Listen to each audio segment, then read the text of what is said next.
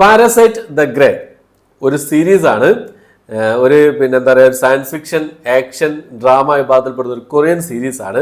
Hitoshi ഇവാക്കിയുടെ parasite എന്ന മാംഗ പരമ്പരയുടെ ഒരു ലൈവ് ആക്ഷൻ അഡാപ്റ്റേഷനാണ് ഈ ഒരു സീരീസ് പറയുന്നത്.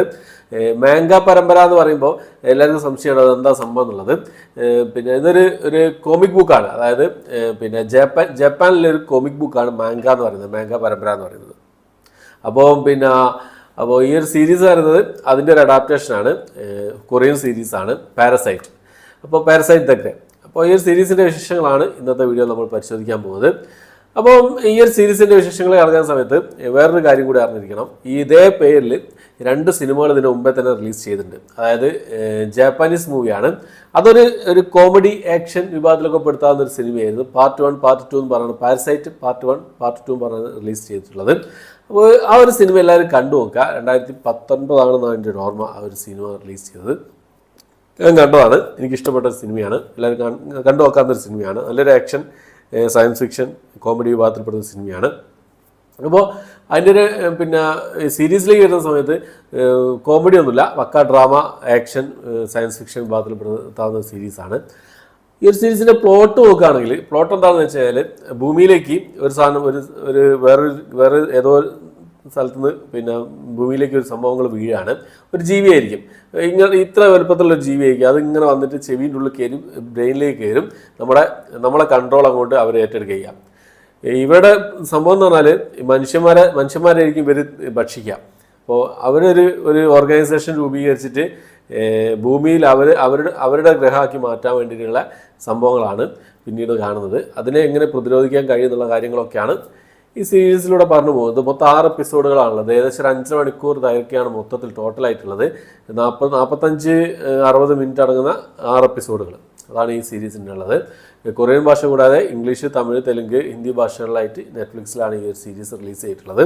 അപ്പോൾ ഈ ഒരു സീരീസിൻ്റെ മറ്റ് പ്രത്യേകത എന്തൊക്കെയാണെന്ന് നോക്കി കഴിഞ്ഞാൽ നല്ലൊരു എൻഗേജിങ് ആയിട്ട് കണ്ടിരിക്കാൻ പറ്റിയ നല്ലൊരു സീരീസാണ്. സാധാരണ നെറ്റ്ഫ്ലിക്സ് സീരീസുകളും സിനിമകളും ഒക്കെ ആണെങ്കിൽ അത്യാവശ്യം ക്വാളിറ്റിയിൽ അവർ ചെയ്യാൻ ശ്രമിക്കാറുണ്ട്. അത്യാവശ്യം പറഞ്ഞാൽ നല്ല ക്വാളിറ്റി തന്നെ അവർ ചെയ്യാൻ ശ്രമിക്കാറുണ്ട്. പക്ഷേ ഇതിലൊരു ക്വാളിറ്റി കുറവ് പോലെ തോന്നി എനിക്ക്. പല സ്ഥലങ്ങളിലും ഈ VFX കാര്യങ്ങളൊക്കെ കുറച്ച് ശോകമായതുപോലെ തോന്നി. കുറച്ചുകൂടി ഒന്നും ക്വാളിറ്റി ആക്കാമായിരുന്നു തോന്നിയ കുറച്ച് രംഗങ്ങളുണ്ട്. എല്ലാ സ്ഥലങ്ങളിലൊന്നുമില്ല, ചില ഭാഗങ്ങളിലൊക്കെ ഒന്നുകൂടി ഒന്ന് ക്വാളിറ്റി ആക്കാമായിരുന്നു തോന്നി. അത് വെച്ച് നിർത്തിയാൽ മറ്റ് കാര്യങ്ങളൊക്കെ നോക്കുകയാണെങ്കിൽ നല്ല ആക്ഷൻ രംഗങ്ങളുണ്ട്, ഹൊററായിട്ടുള്ള കുറച്ച് സംഭവങ്ങളൊക്കെ ഉണ്ട്. എന്തായാലും കണ്ടു നോക്കാവുന്ന ഒരു സീരീസാണ്. 6 എപ്പിസോഡുകളുള്ള ഒറ്റയിരിപ്പിന് കണ്ടു നോക്കാവുന്ന ഒരു നല്ല എൻഗേജിങ് ഫാക്ടറുള്ള ഒരു സീരീസ് തന്നെയാണ്. ഒറ്റയിരിപ്പിന് തന്നെ കണ്ടു തീർക്കാവുന്ന സീരീസാണ്. ഞാൻ ഒറ്റയിരിപ്പിന് കണ്ട സീരീസാണ്. ഞാൻ ഈ ഒറ്റ പ്രശ്നം എനിക്ക് തോന്നിയുള്ളൂ. കുറച്ച് ക്വാളിറ്റി കുറവ്, ചില ഭാഗങ്ങളിൽ കുറച്ച് ക്വാളിറ്റി കുറവ് പോലെ തോന്നി.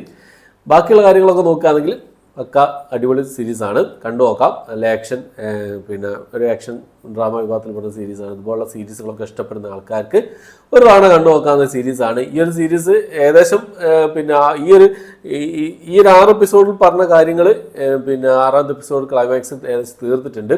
പക്ഷെ അടുത്തൊരു സീസണ് വേണ്ടിയുള്ളൊരു സംഭവം അവിടെ നിർത്തിയിട്ടാണ് അവർ അവിടെ വെച്ചിട്ടാണ് ഈ ഒരു സീരീസ് അവസാനിപ്പിച്ചിട്ടുള്ളത്.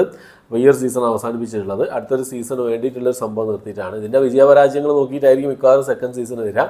എനിക്കിഷ്ടപ്പെട്ടു, എന്തായാലും കണ്ടു നോക്കാവുന്ന ഒരു സീരീസാണ്. ഓക്കെ, അപ്പോൾ കണ്ടവരുണ്ടെങ്കിൽ, ഇതിന് മുമ്പേ തന്നെ കണ്ടവരുണ്ടെങ്കിൽ നിങ്ങളുടെ അഭിപ്രായം കമന്റ് ബോക്സിൽ രേഖപ്പെടുത്താൻ ശ്രമിക്കുക. തമിഴ് ഡബ്ഡ് വേർഷൻ അവൈലബിൾ ആണ്. ഓക്കെ, ഇംഗ്ലീഷ് സബ്ടൈറ്റിൽ അവൈലബിൾ ആണ്. ഓക്കെ, അപ്പോൾ എത്രയാണ് ഇന്നത്തെ വീഡിയോ. എൻ്റെ വീഡിയോ ഇഷ്ടപ്പെട്ടെങ്കിൽ ലൈക്ക് ചെയ്യാൻ, ഷെയർ ചെയ്യാൻ, സബ്സ്ക്രൈബ് ചെയ്യാനും മറക്കാതിരിക്കുക. പുതിയൊരു വീഡിയോ ആയിട്ട് വരുന്നതായിരിക്കും.